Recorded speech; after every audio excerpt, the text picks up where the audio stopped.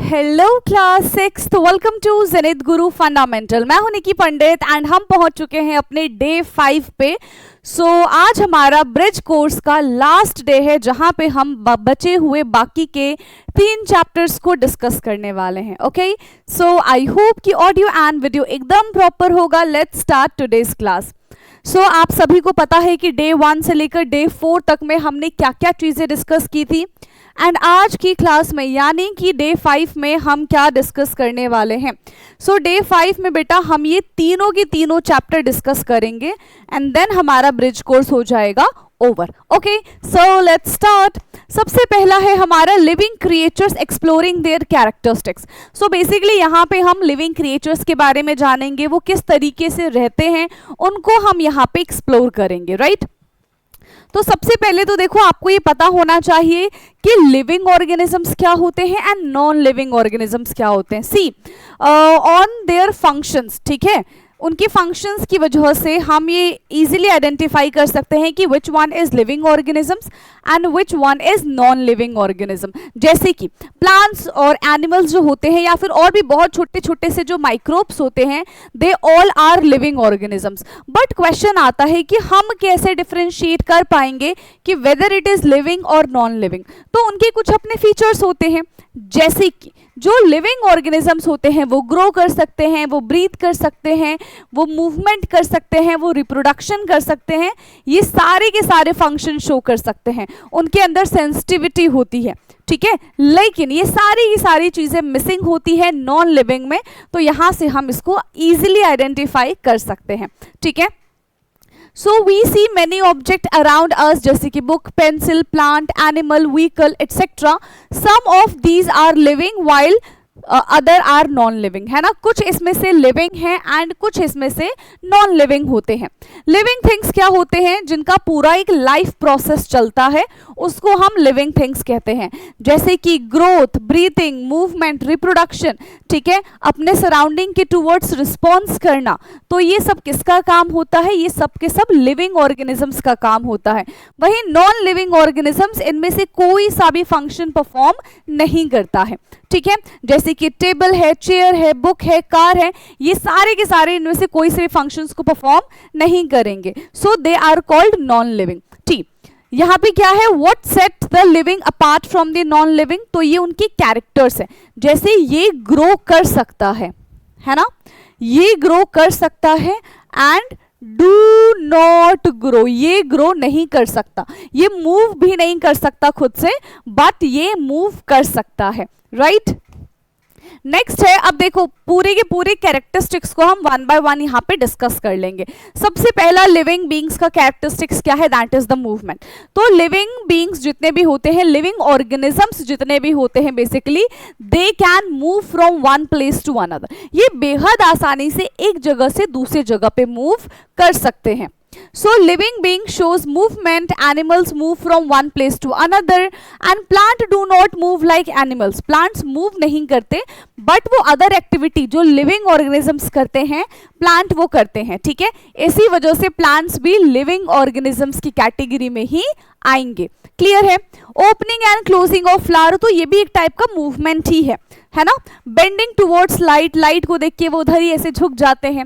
Sunflower को आपने देखा होगा, है ना, जहां जहां सूरज जाता है वहां वहां सनफ्लावर की जो मुंडी ऐसे घूम जाती है, तो वो क्या शो कर रहे हैं? दे show the movement, they show the stimuli, ठीक है। इंसेक्टिवोरस प्लांट्स जैसे कि यहाँ पे है ड्रोसेरा, ट्रैप इंसेक्ट्स, ठीक है, ये करते हैं अपना ऐसा मुंह खोलेंगे, इंसेक्ट जैसे आएगा अपना मुंह बंद कर लेंगे। तो ये एक तरीके की सेंसिटिविटी शो कर रहे हैं।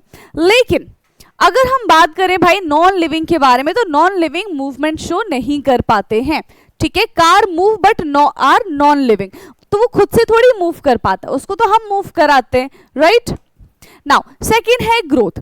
तो जितने भी लिविंग क्रिएचर्स होते हैं, जितने भी लिविंग ऑर्गेनिजम्स होते हैं, वो ग्रो कर सकते हैं, लेकिन नॉन लिविंग कभी भी ग्रो नहीं करते। आपके घर में जो आपकी ज्योमेट्री बॉक्स है, जो आपका टेबल है, ठीक है, जब आप बहुत छोटे हुआ करते थे तो भी टेबल ज्योमेट्री बॉक्स वैसी ही थी, जब आप बड़े हो गए तो भी टेबल और ज्योमेट्री बॉक्स बिल्कुल एज इट इज ही है, कोई चेंजेस उसमें नहीं आए हैं, ठीक है। तो लिविंग जो है वो ग्रो कर सकते हैं, नॉन लिविंग जो है वो ग्रो नहीं करते हैं, ठीक है।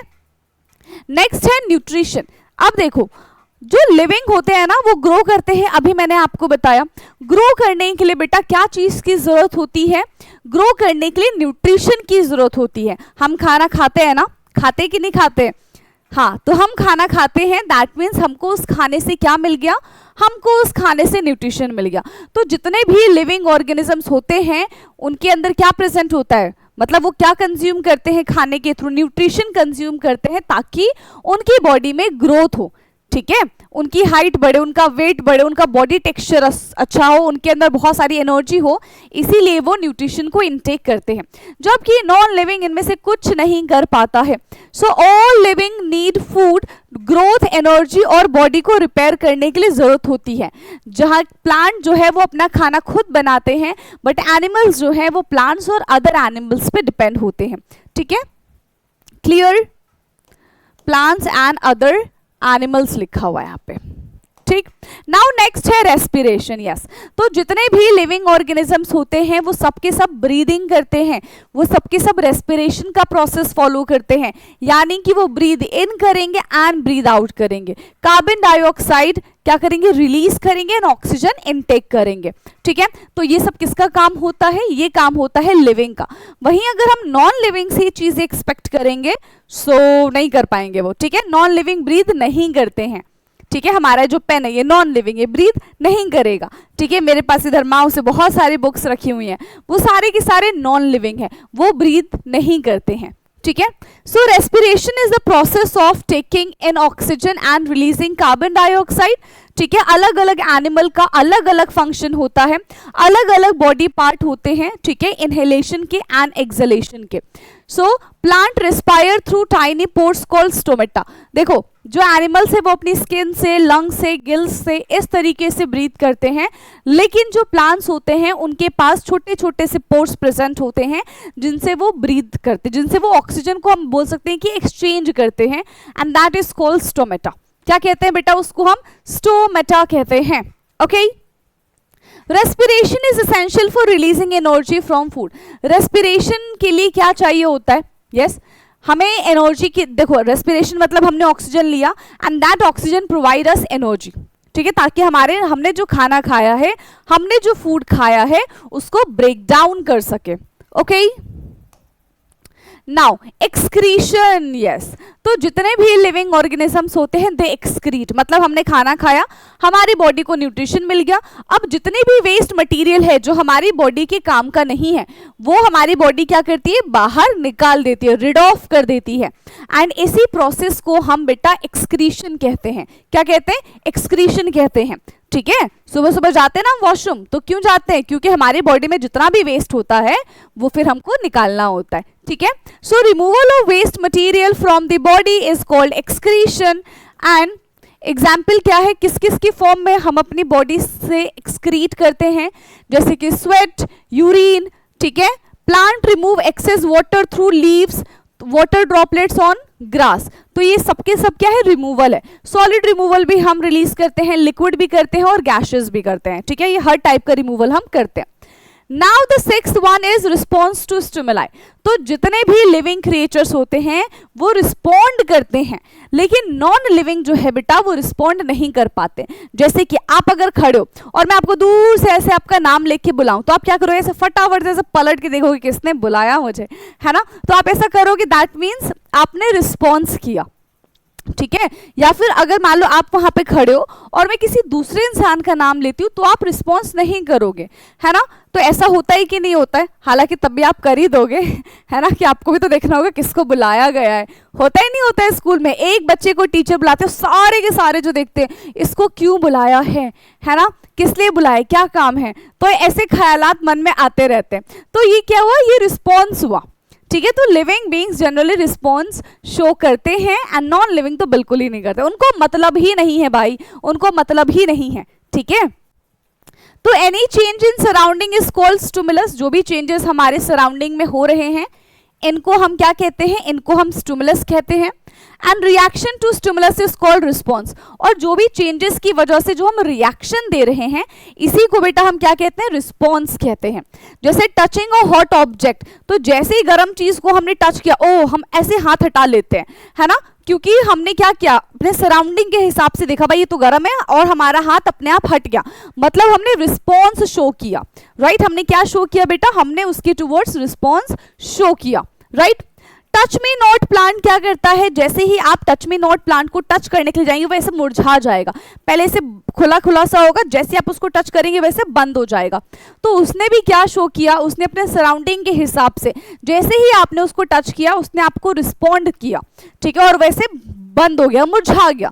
सम plants fold leaves at sunset, है ना, ऐसा आपने देखा है ना कि सुबह सुबह धूप निकलते ही पेड़ पौधे जो है से खिलखिला जाते हैं, है ना, उनकी पत्तियां उनके फ्लावर्स सब ऐसे खिल जाते हैं, लेकिन शाम होते ही उनकी पत्तियां उनके फूल सबके सब मुरझाने लग जाते हैं, ठीक है, मतलब वो क्लोज होने लग जाते हैं। नेक्स्ट है रिप्रोडक्शन। तो रिप्रोडक्शन का क्या मतलब होता है, रिप्रोडक्शन का मतलब होता है टू प्रोड्यूस यंग वंस, ठीक है, यानी कि जैसे कि फॉर एग्जांपल समझो, हाँ, कि आपकी मम्मी पापा है, ठीक है, तो आपके मम्मी पापा की शादी हुई, फिर आप आ गए, है ना, फिर कुछ टाइम के बाद क्या होगा, जब आप बड़े हो जाएंगे, राइट, फिर आपकी भी शादी होगी, है ना, उसके बाद आपके बच्चे होंगे। तो यहाँ पे क्या हुआ, एक जनरेशन से दूसरी जनरेशन बन रही है, फिर आपके बच्चे बड़े होंगे, फिर आपके बच्चों की शादी होगी, है ना, तो फिर एक जनरेशन यहाँ पे बढ़ गई। तो यहाँ पे क्या हो रहा है, एक जनरेशन से दूसरी जनरेशन बढ़ रही है, इसी को हम क्या कहते हैं, रिप्रोडक्शन कहते हैं, है ना, कि आपने अपने यंग वंस को प्रोड्यूस किया, आपने अपने बच्चे को प्रोड्यूस किया, ठीक है, दैट इज कॉल्ड रिप्रोडक्शन। क्या कहते हैं बेटा, इसको हम रिप्रोडक्शन कहते हैं, right. So reproduction is the process by which living being produce young ones of their own kind, अपने ही जैसे बच्चे प्रोड्यूस करना, जैसे आप इंसान हो, है ना, तो आपके जो बच्चे होंगे वो भी इंसान वाले होंगे। अगर हमारे घर में कोई डॉगी है प्यारा सा, तो उसके जो बच्चे होंगे वो भी डॉग कैटेगरी के ही होंगे, पपीज ही होंगे, है ना, इंसान तो होगा नहीं। अगर गाय का बच्चा है तो वो गाय जैसा ही दिखता होगा, उसके सारे फीचर्स गाय वाले ही होंगे, है ना। तो ये रिप्रोडक्शन का मतलब होता है टू प्रोड्यूस यंग वंस, अपने ही जैसे यंग वंस को प्रोड्यूस करना रिप्रोडक्शन कहलाता है। एंड ये जो रिप्रोडक्शन है सिर्फ और सिर्फ लिविंग ऑर्गेनिजम्स ही कर सकते हैं, नॉन लिविंग की बस की बात नहीं है। अब इतना सारा प्रोसेस होने के बाद जितने भी लिविंग ऑर्गेनिजम्स होते हैं ना, उनका एक ऐसा बोल सकते हैं कि फिक्स एक्सपायरी डेट बोल सकते हैं, है ना, क्योंकि अगर उनका बर्थ हुआ है तो उनकी डेथ भी होगी। तो वो बर्थ हुआ और फिर कुछ उन्होंने लाइफ के सारे पहलुओं को जिए और फिर लास्ट पॉइंट क्या होता है, डेथ होता है, ठीक है। तो ये सारी की सारी चीजें फॉलो करनी पड़ती है लिविंग ऑर्गेनिजम्स को, बट नॉन लिविंग में ऐसा कोई सीन नहीं होता है, ठीक है। So when a living being stop all the life process, जब किसी लिविंग बीइंग में सारे के सारे जो प्रोसेस है वो खत्म हो जाएंगे, बंद हो जाएंगे, it's said to be dead, तो हम उसको क्या बोल देंगे कि ये डेड हो चुका है। And non living were never alive so they do not die, वो कभी जिंदा ही नहीं थे तो मरेंगे कैसे, है ना। चलिए इसके बाद आर सीड्स लिविंग और नॉन लिविंग, क्या कहते हो, हाँ, कि जो सीड्स होते हैं वो लिविंग होते हैं या फिर नॉन लिविंग होते हैं। तो देखो ये डिपेंड्स, है ना, सीड्स लिविंग भी होते हैं एंड नॉन लिविंग भी होते हैं, डिपेंड्स अपॉन दी, किस पे डिपेंड करता है बेटा ये, yes, depends upon the condition. For example मेरे पास है ग्राम चना है मेरे पास, ठीक है, अगर चना पैकेट में है तो वो नॉन लिविंग की तरह बिहेव करेगा, लेकिन अगर मैंने उसी चने को डाल दिया किसमें, पानी में, ठीक है, तो उसमें से आपको स्प्राउट्स निकलते हुए नजर आ जाएंगे, मतलब वो लिविंग बन गया। So it's depend upon the condition कि किस कंडीशन में हम सीड्स को रख रहे हैं, राइट। तो seeds do not show visible life process, मतलब ऐसे देख के नहीं पता चलेगा भाई लिविंग है कि नॉन लिविंग है, कंडीशन चेंज कर दो अपने आप पता चल जाएगा, ठीक है। So seeds do not show visible life process but they can germinate and grow under suitable condition. तो seeds living भी होते हैं and non living भी होते हैं, therefore seeds are living but inactive, ठीक है। seeds कैसे होते हैं, living होते हैं but inactive होते हैं, उनको हमको बताना पड़ता है, उनको हमको ऐसे बोलना पड़ता है कि भाई तुम living हो, तुमको पानी के अंदर डालेंगे तो तुम germinate कर सकते हो, है ना, तो हमको याद दिलाना पड़ता है, ठीक है। Now essential conditions for germination of seeds. अब देखो सीड्स को हमने उसकी शक्तियां याद दिला दी कि हाँ भाई तुम ग्रो कर सकते हो, ठीक है। तो पूरा प्रोसीजर क्या है सीड्स के जर्मिनेशन का? सबसे पहला हमारे पास जो भी सीड्स थी हमने उसको क्या किया, पानी डाला, ठीक है। हमने उसको क्या किया भाई, पानी डाला। पानी डालने से क्या होगा, उसके जो सीड्स कोट है वो सॉफ्ट हो जाएंगे एंड उसमें से एम्ब्रियो जो है वो एक्टिवेट हो जाएगा। फिर एयर की प्रेजेंस में वो बेचारे सांस लेंगे। फिर प्रॉपर टेम्परेचर उनको हमें देना पड़ेगा। प्रॉपर अगर टेम्परेचर नहीं होगा तो प्लांट्स ग्रो नहीं कर पाएंगे। एंड देन हमको लाइट भी देना पड़ेगा, ठीक है। Not required for germination, basically light इतनी ज्यादा रिक्वायरमेंट नहीं है बट सनलाइट की प्रेजेंस तो रिक्वायरमेंट है ही, ठीक है। Needed after germination for growth, too much और too little water prevent germination, हमें बहुत ज्यादा और बहुत कम पानी नहीं देना चाहिए। जितना एक प्लांट्स को रिक्वायरमेंट है पानी की, हमको उतना ही पानी उसको देना चाहिए, ठीक है। क्लियर? चलिए नेक्स्ट है लाइफ साइकिल ऑफ प्लांट्स। तो लाइफ साइकिल ऑफ प्लांट्स क्या है? लाइफ साइकिल ऑफ प्लांट्स क्या होता है? जिस तरीके से हमने ह्यूमंस का भी लाइफ साइकिल पढ़ा उस तरीके से प्लांट्स का भी लाइफ साइकिल होता है। जैसे कि देखो यहाँ पे कितने सुंदर सुंदर से दिख रहे हैं ना। हाँ, तो सबसे पहले सीड हुआ करता था हमारे पास, उस सीड्स को हमने जर्मिनेट किया तो वो सीडलिंग में कन्वर्ट हो गया। फिर धीरे धीरे उसमें से पत्ते वत्ते स्टेम निकलनी शुरू हो गई। फिर थोड़ा सा बड़ा हुआ, फिर फ्लावर आने लग गए। फ्लावर के बाद यही फ्लावर मुरझा के इधर ही क्या आ जाएंगे, फ्रूट्स आ जाएंगे, है ना। और फिर क्या हो जाएंगे, उन फ्रूट्स में से हमको सीड्स मिल जाएगा और कुछ टाइम के बाद ये प्लांट्स डेड हो जाएंगे। लेकिन जो हमको सीड्स मिले उससे हम और नए नए प्लांट्स ग्रो कर सकते हैं, ठीक है। Clear? Seeds produce give rise to a new generation, ठीक है। सीड से हम और नए नए प्लांट्स को ग्रो कर सकते हैं, ठीक है।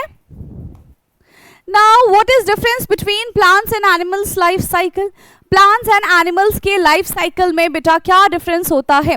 सो प्लांट्स की बात करें तो भाई प्लांट्स कहाँ से बिगिन होता है, कहाँ से स्टार्ट होता है? सीड से ग्रो करता है। वही एनिमल के बारे में बात करें तो बिगिन फ्रॉम बर्थ, यानी कि एग हो सकता है, बर्थ हो सकता है कि यंग वंस को प्रोड्यूस कर देना, तो वह एनिमल्स का काम है। प्लांट के बारे में बात करें तो मोस्टली फिक्स्ड होते हैं, ठीक है, कि भाई मूव नहीं करेंगे, एक ही जगह पे स्टिक रहेंगे जहां पे ग्रो हो जाएंगे। लेकिन एनिमल तो भाई मूव करते रहते हैं। एंड प्लांट्स प्रोड्यूस सीड्स जबकि एनिमल्स गिव बर्थ और ले एग, ठीक। तो ये बेसिक सा डिफरेंस था। नाउ तो यहाँ पे हमारे ये चैप्टर होता है, उसके जितने भी इंपॉर्टेंट टॉपिक्स थे लिविंग क्रिएचर्स के वो सारी चीजें हमने डिस्कस की हैं, राइट। नाउ अब हम बात करते हैं नेचर्स ट्रेजर के बारे में, यानी कि हमारे नेचर के खजाने के बारे में, ठीक है। तो हमारा नेचर का खजाना कौन कौन सा होता है? जैसे कि एयर है, वाटर है, सनलाइट है, फॉरेस्ट है, सॉइल है, रॉक एंड मिनरल है एंड फॉसिल फ्यूल्स है। सो दीज आर दी खजाना फॉर अस, और इन्हीं के बारे में हम पढ़ेंगे और यही सारी चीजें हमें हमारी नेचर से मिलती है। इनको हमें प्रिजर्व करके रखना चाहिए, ठीक है। चलिए तो सबसे पहले हम बेटा यहाँ पे एयर के बारे में बात करेंगे। तो एयर तो हमारे आसपास है ही, ठीक है। Air is the composition of various gases. Air क्या है? कॉम्पोजिशन है अलग अलग गैस का। इंपॉर्टेंस ऑफ एयर देखो, air contain oxygen which is essential for breathing, ठीक है। We can survive day without food, खाने के बिना रह सकते हैं, पानी के बिना रह सकते हैं, सांस लिए बिना हम नहीं रह पाएंगे, ना ना ना, हम तो नहीं रह पाएंगे सांस लिए बिना, है ना। So only a few minute without oxygen can accommodate, है ना, तभी हम उसको अकोमोडेट कर सकते हैं। कुछ सेकंड के लिए हो सकता है, मुश्किल से हम 5 सेकंड अपना जो सांस है वो रोक ले, है ना। अलग अलग इंसान की अलग अलग कैपेसिटी होती है, राइट। सो लेकिन बिना सांस लिए हम कैसे रहेंगे, ठीक है। तो breathing is very important functions in human life, ठीक है। तो हम क्या ब्रीद इन करते हैं बेटा? ऑक्सीजन ब्रीद इन करते हैं। हमारी बॉडी जो है वो कार्बन डाइऑक्साइड रिलीज करती है। ऑक्सीजन जो है हमारी बॉडी में बहुत सारे फंक्शंस को एक्टिवेट करने का काम करती है, हमें एनर्जी प्रोवाइड करने का काम करती है, हम जो भी खाना खाते हैं उसको ब्रेक डाउन करने का काम करती है। And holding breath for long cause discomfort due to lack of oxygen, ठीक है। अगर हमारी बॉडी में ऑक्सीजन की कमी हो जाएगी तो हम बहुत ऐसे डल डल सा फील करने लग जाएंगे, बिल्कुल ही लेजी हो जाएंगे, किसी काम में हमारा मन नहीं लगेगा। तो सोचो ऑक्सीजन हमको कितनी ज्यादा एनर्जी प्रोवाइड करते हैं, ठीक है। नाउ कॉम्पोजिशन ऑफ एयर, तो अब एयर इतनी ही इंपॉर्टेंट है, तो एयर में कौन कौन से कॉम्पोजिशन प्रेजेंट होते हैं? सबसे मेजरली जो कॉम्पोजिशन प्रेजेंट होता है that is nitrogen, after that oxygen, और उसके बाद 1% में बाकी सारे के सारे गैसेस आ जाते हैं, ठीक है। Oxygen is essential for life while nitrogen help in plants growth, ठीक है। नाइट्रोजन जो है वो प्लांट के ग्रोथ के लिए बेहद महत्वपूर्ण है, ठीक है। नाउ अब हम नेक्स्ट अपने रिसोर्सेस के बारे में बात करते हैं, दैट इज, इतना विजिबल है, ग्राउंड वाटर, छोटा कर देते हैं, ठीक है, दैट इज वाटर। वाटर के बारे में बात करते हैं, तो सबसे पहले क्या है भाई, इंपॉर्टेंस ऑफ वाटर। पानी की इंपॉर्टेंस क्या है, ये तो सभी को पता है। पीने के लिए पानी यूज किया जाता है, कुकिंग के लिए, बाथिंग के लिए, वॉशिंग के लिए, एग्रीकल्चर के लिए, एंड इंडस्ट्रीज में तो भर भर के पानी यूज किया जाता है, मतलब हर जगह यहाँ पे पानी का यूज है। अब ये पानी हमारे पास आएगा कहाँ से, इसके सोर्सेस क्या क्या हैं? सो सोर्सेज है river, lakes, ponds, well, ice and snow, ground water, so these are the sources, ठीक है। ये क्या है बेटा, ये सोर्सेज हैं, राइट, यहाँ से पानी आ सकता है। Now fresh water and saline water, so fresh water जो हमारे घरों में आता है, सलाइन वाटर क्या होता है बेटा, नमक वाला पानी जो आपको लेक्स एंड ओशियन में दिख जाएगा, ठीक है। Ocean and seas contain saline यानी कि salty water. Fresh water is limited and precious, बहुत मतलब less than 1% water is present in our earth which is useful for us, ठीक है। वैसे तो 70% है, बट इतना पानी जो भी फॉर्म में प्रेजेंट है हम उनको यूज नहीं कर सकते। लेस देन 1% जो पानी है वही हमारे काम का है फिलहाल, clear. Fresh water is available in a very small quantity, many people walk long distance to fetch water. आपने मूवीज वगैरह में देखा होगा ना कि लोग, औरतें क्या करती है, मटका सर पे रख के लेके जाती है, मतलब मिलियंस तो नहीं खैर, 2-2, 3-3 किलोमीटर दूर तक जाती है, 5-5 किलोमीटर दूर तक जाती है, पैदल पैदल पानी लेकर आती हैं, है ना, इतनी ज्यादा पानी की दिक्कतें हैं। ना वाटर पोल्यूशन के बारे में बात करते हैं। देखो ये वाटर पोल्यूशन तो क्या है, जहाँ पे वाटर कंटामिनेट हो जाता है, वाटर के अंदर हम ऐसी नाली में, ठीक है, छोटा मोटा कोई रिवर है, लेक है, उसमें हम ऐसी बॉटल, प्लास्टिक की कुछ भी चीज फेंक देते हैं, दैट कंटामिनेट वाटर, ठीक है। क्योंकि प्लास्टिक की चीज जो है, प्लास्टिक के जितने भी मटेरियल्स होते हैं they are not easily decompose, ठीक है, जिसकी वजह से वो क्या करते हैं, पोल्यूशन क्रिएट करते हैं एंड वाटर पोल्यूट होता है, क्लियर।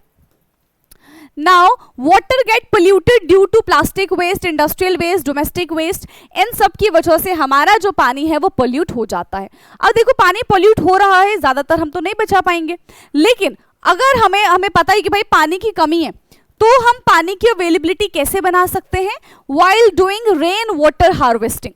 हम रेन वाटर हार्वेस्टिंग करके पानी की अवेलेबिलिटी को बना सकते हैं। वो कैसे, अब देखो बारिश होती है, अक्सर बारिश होती है, तो हम क्या करते हैं, सारा का सारा पानी जो है बारिश का वो वैसे ही वेस्ट हो जाता है, ठीक है। तो हमारे घर पे जितना भी बारिश का पानी आएगा वो हम सब क्या करेंगे, ग्राउंड वाटर में जाके स्टोर कर देंगे, और जब भी हमको पानी की जरूरत होगी हम वहां से ले लेंगे, ठीक है। सो collection and storage of rain water for future use, आगे के यूज के लिए हम अभी से पानी को क्या कर लेंगे बेटा, कंजर्व कर लेंगे, बारिश वाले पानी को कंजर्व कर लेंगे, that's why they are called rain water harvesting, ठीक है। ट्रेडिशनल मेथड्स क्या हुआ करते थे, स्टेपवेल हुआ करते थे, ठीक है। अब के टाइम पे मॉडर्न मेथड की बात करें तो roof top rain water harvesting, तो रूफ से हम पूरा ऐसा एक क्या बोलते हैं, पाइप की फिटिंग करके सीधा अंडरग्राउंड में एक बड़ा सा टैंक लगा सकते हैं और सारा का सारा जो पानी है वो उसमें जाके कलेक्ट हो सकता है, ठीक है। नाउ एनर्जी फ्रॉम द सन, अब सन इज अ नेचुरल रिसोर्सेस, ठीक है, फॉर लाइट, ठीक है, वो नेचुरल रिसोर्सेज है लाइट के लिए, हीट के लिए, एनर्जी के लिए। सन के बारे में बात करते हैं, देखो सन से नॉर्मल धूप तो हमको मिलती ही मिलती है, ठीक है। सन से हम काफी सारे, जैसे कि यहाँ पे सोलर पैनल्स है, सोलर कुकर्स होते हैं, ठीक है, इन सब चीजों को भी हम चार्ज कर सकते हैं एंड अपने अदर यूजेस के लिए इसका इस्तेमाल कर सकते हैं, ठीक है। तो sun the main sources of energies, वो कौन होता है, सन होता है। सन हमको हीट और लाइट प्रोवाइड करता है। All life on earth depend on sun directly और इनडायरेक्टली, मतलब बेसिकली जो एक हम अर्थ पे जो है, ठीक है, तो हमारी जो लाइफ है वो किस पे डिपेंड करती है बेटा, मेजरली सन पे डिपेंड करती है, सन की रेज पे डिपेंड करती है, ठीक है।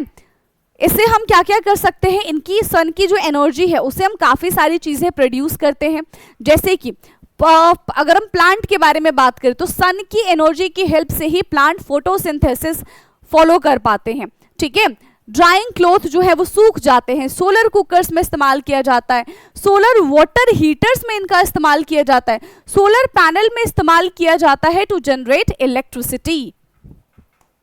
नाउ व्हाट आर फॉरेस्ट, तो फॉरेस्ट क्या है, बोलेंगे जंगल है फॉरेस्ट, तो है ना, हाँ जंगल है, लेकिन फॉरेस्ट से बेटा हमको काफी सारी चीजें मिलती हैं विच is useful for us, that's why forest भी हमारा एक खजाना है, ठीक है।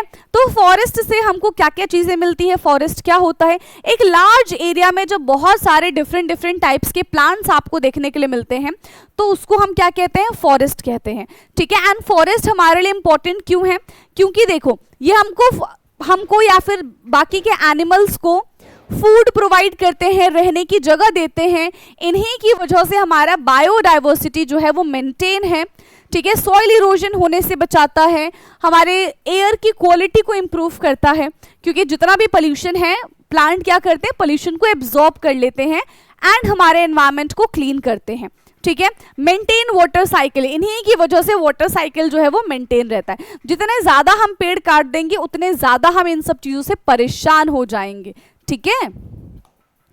नाउ प्रोडक्ट फ्रॉम फॉरेस्ट, चलो अब हमें फॉरेस्ट से क्या क्या चीजें मिलती है, तो कुछ मेन चीजें यहाँ पे मैंने मेंशन की है। सबसे पहला हमको फ्रूट्स मिलता है, वुड है, बहुत भर के लकड़ियां मिलती हैं, मेडिसिन्स मिलते हैं, हनी मिलता है, गम मिलता है, तो वो गम वाला गम नहीं है, ठीक है, दुखी वाला गम नहीं है, ठीक है। आपने पढ़ा होगा ना फेविकॉल गम, वो वाला लेटेक्स है, रेजिन है, तो उस टाइप का गम हमको यहाँ पे मिलता है। तो ये सारी की सारी चीजें हम प्लांट से ऑब्टेन करते हैं, राइट।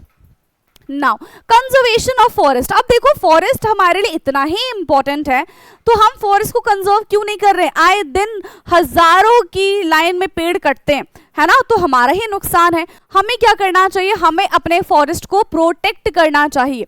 तो हम अपने फॉरेस्ट को बेटा कैसे प्रोटेक्ट कर सकते हैं, तो cutting forest leads to loss of wild life.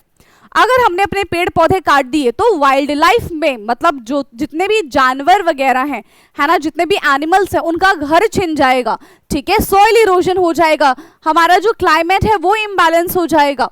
Forest take many years to regenerate, समझ रहे हो, एक जंगल को रीजनरेट होने में हजारों साल लग जाएंगे, ठीक है। तो इतना बड़ा नुकसान हो जाएगा अगर हम अभी से फॉरेस्ट को कंजर्व नहीं करेंगे। कंजर्व का मतलब होता है बचाना। तो इसके लिए एक मूवमेंट भी आया था, that is called Chipko movement, जिसमें लोग क्या करते थे, पेड़ को जाके हग कर लेते थे ताकि कोई उन पेड़ को काट ना दे, ठीक है। सो वन महोत्सव सेलिब्रेट किया जाता है, ट्री प्लांटेशन किया जाता है उस दिन। चिपकू मूवमेंट हुआ था जहां पे people hug tree to prevent cutting, ठीक है। एंड काफी सारे ऐसे चीजें भी डेवलप की गई थी जिनसे हम प्लांट्स को बचा सकते हैं, कटने से बचा सकते हैं, प्लांट्स को कटने से बचा सकते हैं, ठीक है, हाँ पता था मुझे। नाउ अब हम नेक्स्ट ये नेचुरल रिसोर्सेज के बारे में बात करते हैं, that is soil, rock and mineral. तो सॉइल क्या होता है, देखो एक बड़ी सी अगर कोई चट्टान है, दैट इज रॉक, ठीक है, तो उस हवा से, पानी से, टेम्परेचर चेंज होने की वजह से वो धीरे धीरे वहां से ब्रेक हो के सॉइल में कन्वर्ट हो जाती है। तो सॉइल में कन्वर्जन करने में भी बहुत साल लग जाते हैं, ठीक है, कोई आसान प्रोसेस नहीं है। एंड रॉक का सॉइल में कन्वर्जन करने के प्रोसेस को बेटा हम वेदरिंग कहते हैं। क्या कहते हैं, वेदरिंग कहते हैं, ठीक है। तो soil form by the breakdown of rock over 1000 of year, हजारों साल लग जाते हैं, ठीक है। तो सैंड है, स्मॉल ऑर्गेनिजम्स है, वर्म्स है, डिके प्लांट्स एंड एनिमल्स हैं, ये सारी की सारी चीजें वहां पे प्रेजेंट होती हैं। एंड सॉइल की इंपॉर्टेंस के बारे में अगर हम बात करें तो प्लांट्स को ग्रो करने में हेल्प करता है, इनके अंदर न्यूट्रिशन, मतलब ये प्लांट्स को न्यूट्रिशन प्रोवाइड करने में हेल्प करता है और हमारी बायोडाइवर्सिटी को भी हेल्प करता है, ठीक है। अर्थवॉर्म भी बेसिकली प्लांट्स को न्यूट्रिशन देने में एंड सॉइल की फर्टिलिटी को इंक्रीज करने में, एनहांस करने में हेल्प करता है, ठीक है। नाउ नेक्स्ट है हमारा व्हाट आर फॉसिल फ्यूल।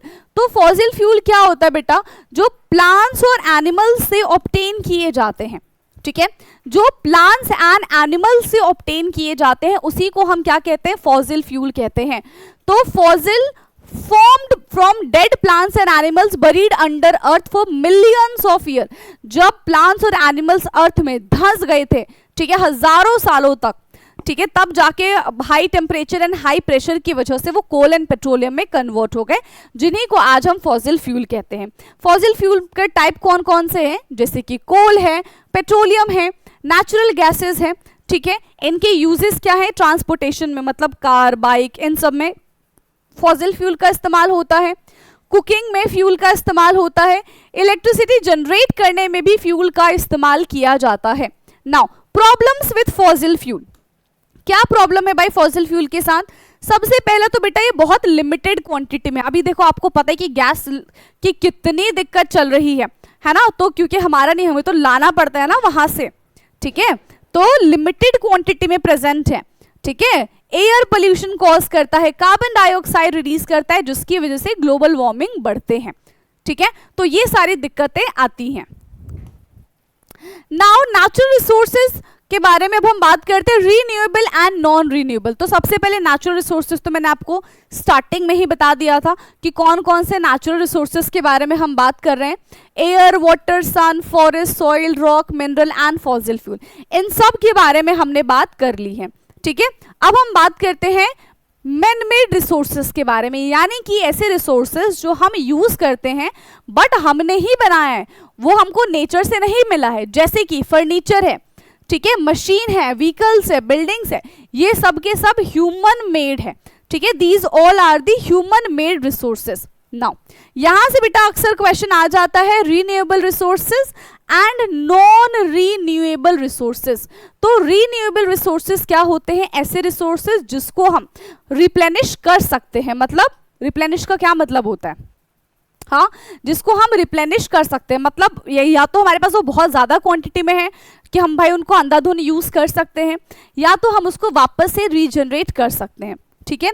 जैसे कि एग्जाम्पल है एयर है, वाटर है, फॉरेस्ट है, सनलाइट है, these are the example of renewable resources. And non renewable resources क्या है? लिमिटेड क्वांटिटी में है, ज़्यादा खर्च करेंगे तो खत्म, टाटा बाय बाय हो जाएगा, ठीक है। तो लिमिटेड इन क्वांटिटी है, बनने अगर हम इसको लगा दे भाई तो मिलियंस ऑफ ईयर लगेगा, तब तक हमारे 10 पुश्ते ऐसे निकल जाएंगी, ठीक है। तो बहुत साल लगते हैं इसको, मिलियंस ऑफ ईयर लग जाता है। एग्जाम्पल क्या है नॉन रिन्यूएबल रिसोर्सेज के? Coal, petroleum, natural gas, mineral and rock. तो इसी वजह से इन नॉन रिन्यूएबल रिसोर्सेज को हमको बहुत वाइजली यूज करना पड़ेगा, ठीक है। नाउ अब नेक्स्ट चैप्टर है हमारा बियॉन्ड अर्थ। तो अर्थ के बारे में फटाफट से जान लेते हैं हम बियॉन्ड अर्थ के बारे में। तो बियॉन्ड अर्थ हमारे पास स्टार्स है, ठीक है, बहुत कॉन्स्टलेशंस के बारे में बात करेंगे तो कॉमेट्स है, एस्ट्रॉइड्स हैं, ठीक है, सैटेलाइट्स है, ये सारी की सारी चीजें यहाँ पे प्रेजेंट है। तो स्टार्स जो होते हैं बेटा वो बहुत बड़े होते हैं, दिखने में हमको ऐसे छोटे छोटे बिंदी जैसे लगते हैं बट वो होते बहुत बड़े बड़े से हैं, ठीक है, और ये चमकदार होते हैं। इसी वजह से हमने इसको क्या बोला है कि ये ल्यूमिनस बॉडी है। तो ल्यूमिनस का मतलब होता है जो खुद ब खुद लाइट को प्रोड्यूस करता है, उसको हम ल्यूमिनस बॉडी कहते हैं, ठीक है। Some stars appear bright while other are dim. कुछ स्टार्स जो होते हैं वो बहुत ज्यादा चमकदार होते हैं एंड कुछ स्टार्स जो होते हैं वो डिम होते हैं। Stars look small because they are very far from each other, ठीक है। एंड यहाँ पे देखो the sun is also a star, sun is the giant star और we can say huge star, बहुत बड़ा स्टार होता है सन, ठीक है, एंड अर्थ के सबसे पास होता है। नाउ अब हम यहाँ पे बात कर रहे हैं कॉन्स्टलेशन के बारे में।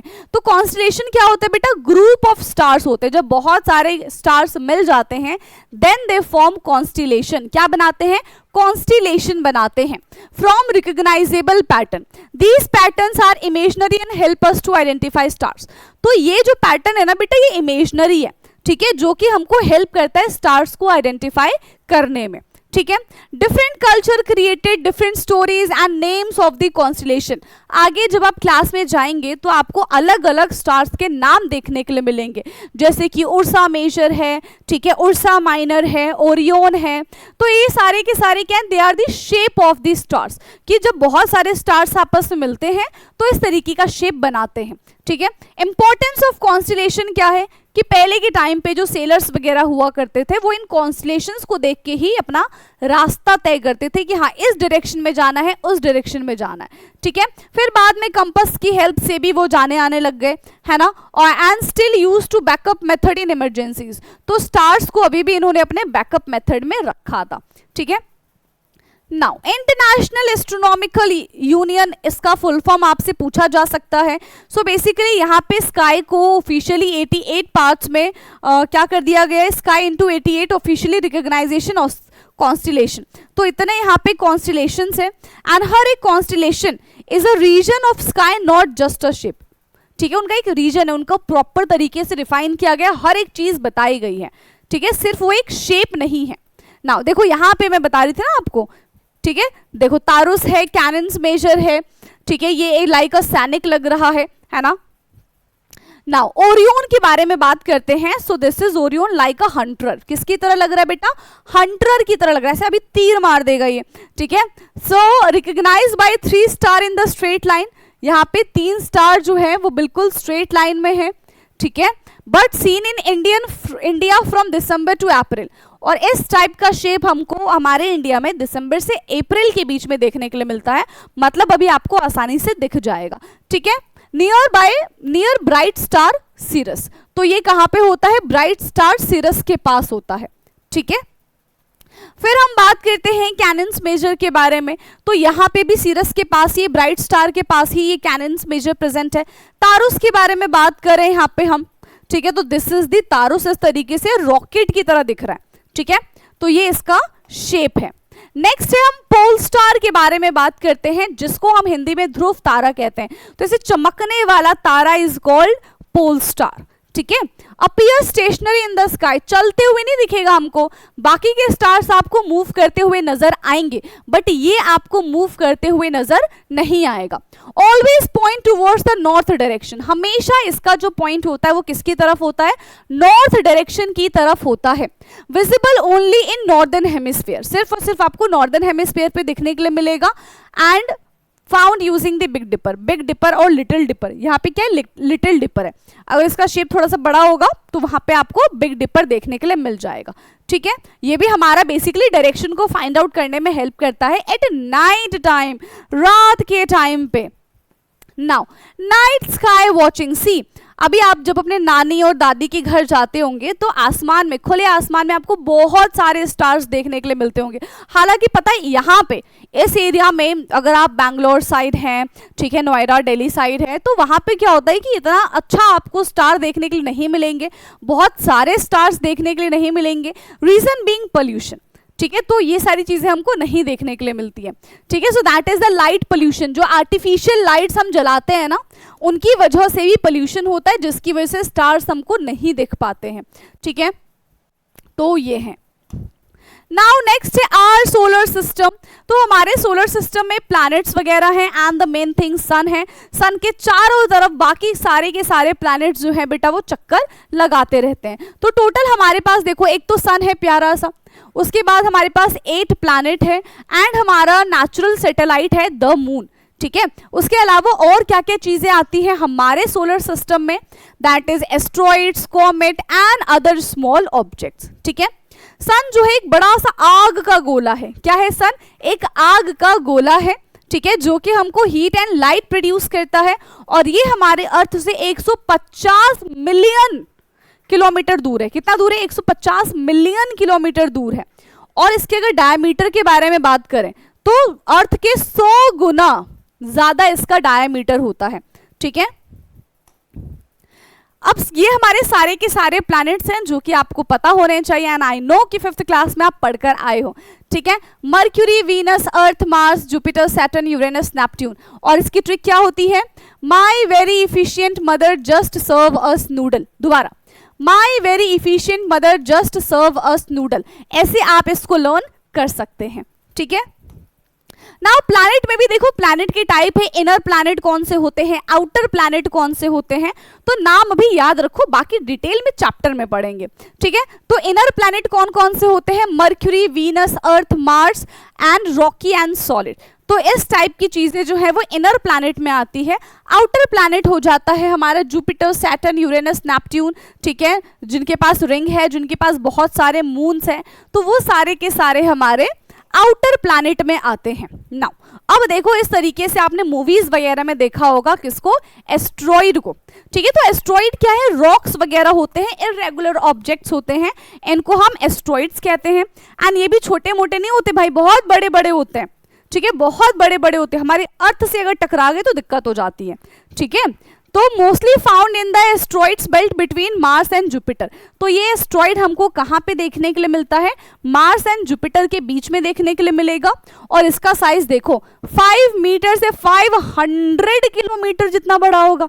सोच रहे हो 500 किलोमीटर भाई। देखो ये कॉमेट्स इस तरीके से, आपको ये क्या है, यहाँ पे एक हेली कॉमेट्स के बारे में आपको पता चलेगा, जो हर 76 ईयर्स के बाद देखने के लिए मिलता है। यानी कि एक इंसान अपनी जिंदगी में एक बार हेली कॉमेट्स तो देख सकता है। ठीक है, तो बेसिकली ये जो कॉमेट्स होते हैं वो किससे मिलके बनते हैं, आइस है, डस्ट है, रॉक है, इनसे मिलके बनते हैं। एंड इनके पास एक पूंछ होती है, दिख रहा है, इस तरीके से इनके पास एक टेल प्रेजेंट होती है। ठीक है, एंड यहाँ पे हेली कॉमेट्स के बारे में मैंने आपको बता ही दिया। ठीक है, हर 76 ईयर्स में हमको एक बार हेली कॉमेट देखने के लिए मिलता है। ठीक है बेटा। नाउ मिल्की वे गैलेक्सी, तो ये हमारी गैलेक्सी है जिसमें हम रहते हैं। ऐसे मिलियंस ऑफ गैलेक्सीज हैं और उन मिलियंस ऑफ गैलेक्सीज में से हमारा प्यारा सा गैलेक्सी है मिल्की वे गैलेक्सी। ठीक है, जो इस तरीके से आपको दिखेगा, है ना, सिर्फ स्टार स्टार ही नजर आ रहे हैं, बट ये स्टार नहीं है, बहुत सारी चीजें इसमें प्रेजेंट है। ठीक है, बहुत सारी चीजें इसमें प्रेजेंट है। तो अपीयर एज अ फेंट बैंड ऑफ लाइट, है ना, ऐसा लग रहा है जैसे कॉन्सर्ट चल रहा हो। इसको हम और क्या बोलते हैं, इट्स मिल्की वे गैलेक्सी। तो मिल्की वे गैलेक्सी को हम आकाश गंगा कहते हैं। क्या कहते हैं, आकाश गंगा कहते हैं। ठीक है, millions and millions of stars यहाँ पे प्रेजेंट है और ये एक सिस्टम है। ठीक है, और सोलर, हमारा जो सोलर सिस्टम है एक छोटा सा पार्ट है मिल्की वे गैलेक्सी का। ठीक है बेटा। नाउ दी यूनिवर्स, भाई तो यूनिवर्स में कितनी सारी गैलेक्सीज प्रेजेंट है, कितने सारे स्टार्स प्रेजेंट है, बहुत सारे प्लैनेट्स प्रेजेंट है, इतनी सारी चीजें प्रेजेंट है ना, जितना अभी तक साइंटिस्ट ने ढूंढा भी नहीं है, जितना भी एस्ट्रोनॉट्स हम बोलते हैं ना, उन्होंने ढूंढा भी नहीं है। ठीक है, उनके बारे में कुछ डिस्कवरीज भी नहीं हुई है। तो इतनी सारी चीजें अभी हमको अभी रिवील नहीं हुई है। ठीक है, जिसके बारे में हमको जानना है। सो आज के लिए इतना काफ़ी था। हमने सारे के सारे टॉपिक्स जो मेन इंपॉर्टेंट टॉपिक थे, जो हमको हेल्प करते हैं क्लास 6 में आने के लिए। ठीक है, कि भैया जब आप क्लास 6 में आओगे तो ये चैप्टर्स हैं, ये इंपॉर्टेंट चीज़ें हैं, तो हमने हर एक चीज़ यहाँ पे कवर कर ली है। अब हम अपना नया चैप्टर यानी कि नई बुक क्यूरियोसिटी बुक को स्टार्ट कर देंगे नेक्स्ट क्लास से। जो भी डाउट आता है आपको, आप कमेंट करिए। ब्रिज कोर्स में अगर कुछ समझ में नहीं आ रहा है तो वो भी आप कमेंट करके पूछ सकते हैं, पहली चीज़। दूसरी चीज़ कि जो बच्चे अभी तक हमारे साथ ग्रुप में नहीं जुड़े हुए हैं, बेटा आप ग्रुप में जुड़ जाइए। ठीक है, वहाँ पे आपको नोट्स मिल जाएंगे। ओके, सो आज के लिए इतना काफ़ी है। बाकी का डिस्कशन हम करेंगे अपने नेक्स्ट क्लास में। तब तक के लिए पढ़ते रहिए। Thank you so much, bye bye, take care.